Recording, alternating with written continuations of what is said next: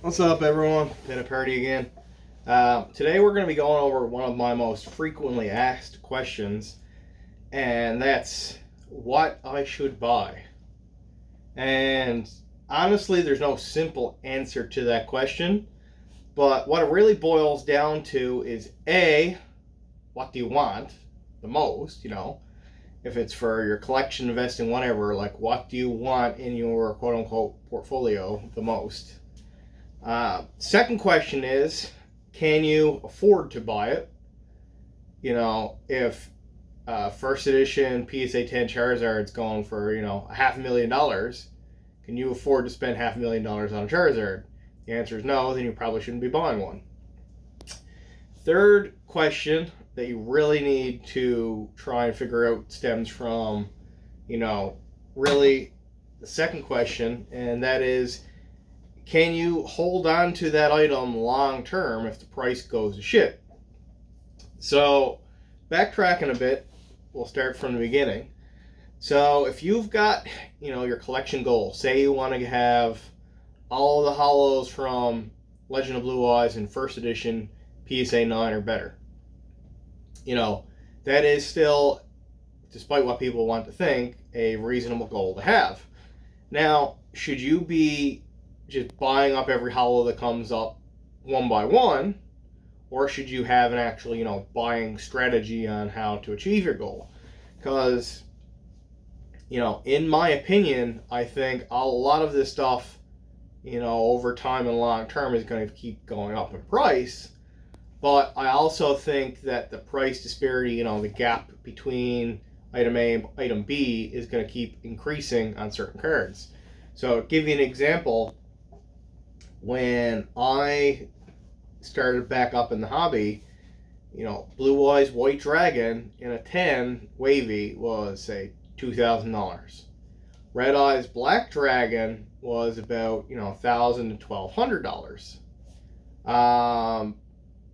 That being said, shortly after, a Blue Eyes went for about $3,000. So you can argue, okay, well, Red Eyes was a third of the price of a Blue Eyes, or Red Eyes was half of the price of Blue Eyes, whatever.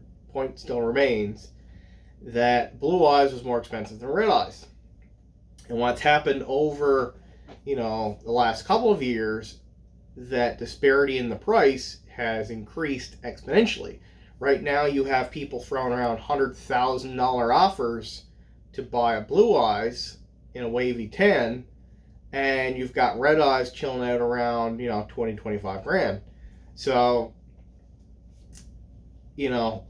even taking for the fact that the difference in price between Blue Eyes and Red Eyes as a, proportional basis was, half or a third of the price of a Blue Eyes before, and now it's, a quarter to a fifth of the price. Even taking that out of context completely, you were paying at one point anywhere from either $1,000 or $2,000 more for a Blue Eyes than Red Eyes, and now you're actually paying like $75,000, $80,000 more for a Blue Eyes compared to a Red Eyes. So the thing a lot of people really need to understand and realize is that, cardboard stonks, long term, everything's probably going to go up to some extent. You can argue how much, if there's going to be ebbs and flows and all that. We're not getting into that today. But your high value, most desirable items that are always, we'll call it the upper echelon or the holy grails of a specific hobby, those are the ones that are going to tend to outperform, especially when you get into your high grades, your 9.5s, your 10s, your 9, depending on the item. And that gap between other items in the hobby or set and between the grades, your 9s, your 9.5s, your 10s is going to keep increasing over time. And basically the way it works, you've got your quote-unquote diamond hand collectors, I'll call them, who they don't give a shit what the price goes to, they're not selling. So with Blue Eyes, what's happened over the last few years, you've had these diamond hand collectors who have been buying them up for their collection, not so much as, you know, an investment vehicle or something to throw up on the mantelpiece while they're drinking a nice glass of brandy while the fire's crackling in the back in their room filled of rich leather-bound books and mahogany. You know, you're not talking about that. But as these people are buying up these very coveted high-grade cards, the pop report might as well decrease on those items. Because, say for the sake of argument with first edition Charizard, you know, you've got 120 something copies, I think, at this point of Charizard and PSA 10 first edition. As they get bought up by people who are holding them long term, so you've got, say, your Garys of the world. Gary has held on to most of his Charizards for a very long time. So as Gary's been buying them up, they've been taken off the market completely. And even the ones that Gary has been actually selling in the last year or so, you know, Steve Aoki and Logan Paul, those are going into collections that aren't going to be seeing the light of day again. So, for all intents and purposes, as each one of those cards gets bought up by someone with diamond hands, that card might as well not even exist anymore, because the chances of that being put up for sale again are slim to none. So as time progresses and the price starts going up and up, you're going to see your weaker hands fold and sell off their cards, and they're going to be picked up by these people with stronger hands who are, you know, willing to hold on to these items for 5, 10, 15, 20, whatever years. Some people are going to take this shit to their grave. They're going to be, you know, having their grandkids trying to pry their fucking dark magician from their cold dead hands as they're getting lowered into their casket. And that's just the reality of how this works. Because you got to ask yourself, if your favorite card is Dark Magician Girl, and you bought it for $1,500 two and a half years ago, are you willing to sell that for $10,000, $15,000 now? The answer is no, I don't want to sell it because I'm not going to get another one again. Then you've proven my point. So what you really need to understand is, with the higher end, more coveted, more popular items, those are the ones you should really be knocking off your checklist first. Because what happens is, as they get bought up by your diamond hand collectors, we'll call them, they leave the market in the short term a lot, at least permanently. Longer term, you know, you might be looking at a decade or more before they pop up for sale. And as a result, that drives the price up, because you have people like me who didn't buy when Blue Eyes was at $2,000.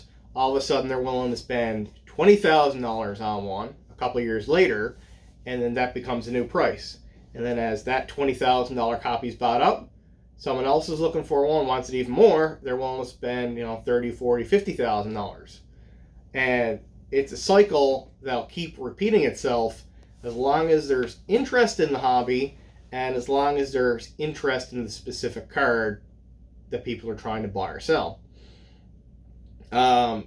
Just look at the market availability of Blue Eyes in a 10 in the last few months. You know, look at the market availability of any of the LOB cards in PSA 10 in the last few months. It's pretty well non-existent. So you should really be concentrating on, and I hate to beat this with a dead horse, but a lot of people don't realize it, your higher ticket, more rare items first, if that's, you know, what you have in your collection checklist or goals or whatever you want to call it. If you want an LOB booster box and you say, oh, well, you know, they were under 20 grand a couple months ago, now people want like $35,000, $40,000, I'm just going to wait till they go back down 20 again. The chances of that happening are slim to none. If you think with that mentality, you're probably not going to own a box. Because again, as this shit gets bought up by, your long-term collectors and investors, it's not going to come up for sale again. And as the weaker hands start folding and selling off all their shit, the price is just going to keep going up as more people start putting this stuff away long term. So people keep asking me my advice on what they should buy, so there it is, as plain as I can spell it out. Buy the stuff that's the hardest or more expensive stuff to get first, and leave it at that. But for the love of God, make sure you can afford to buy that item. Don't go out and remortgage your house 5 times like some idiots are saying. And make sure that, if it all goes to shit, and this is the super important part, that you are able to live with yourself having a, $10,000, $15,000, $20,000, $100,000 piece of fucking cardboard sitting on a shelf in the back, that you can be able to live with that expensive of a shiny paperweight to be looking at. So, that's just my thoughts. Take it for what it is. I don't know what the fuck I'm at. I just mix paint. Don't really have a clue on any of this fun stuff. Anyways, that's pretty much all I got for today. If you got any questions or comments, put them down below. Hope you learned something today, and have a good one.